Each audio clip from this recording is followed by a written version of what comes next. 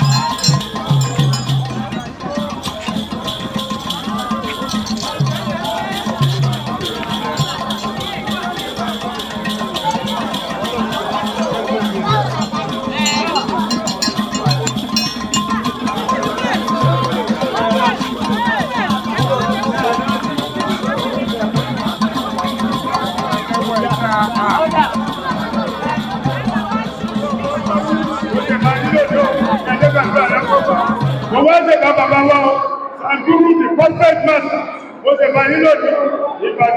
ọmọ adúlóṣù ọmọ ilẹ̀ títẹ̀ kẹrẹ mo ṣe kàdé lóṣù wọ́n máa bọ́lé o wọ́n bọ̀lẹ̀ ẹ̀kọ̀rọ̀ dẹ́kun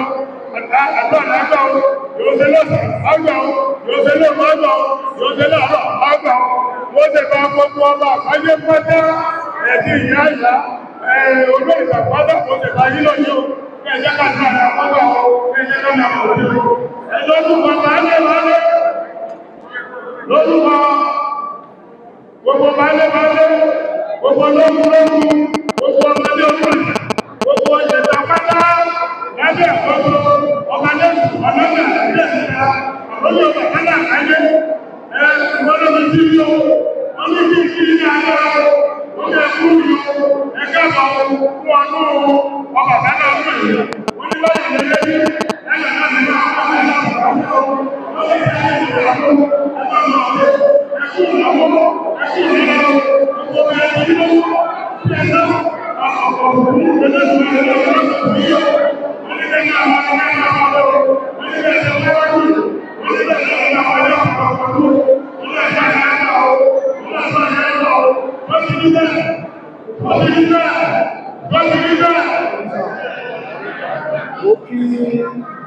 ọba ìṣòro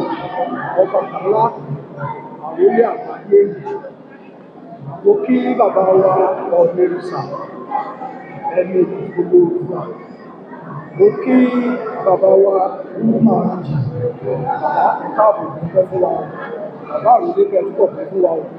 mo kí gbogbo ọba ìṣòro lọ́kùnrin lóbìnrin gbogbo àgbáyé àsọdúnmọ́dún ọ̀sọ̀fọ̀lóṣù àṣepẹ́ ò àṣẹ ò.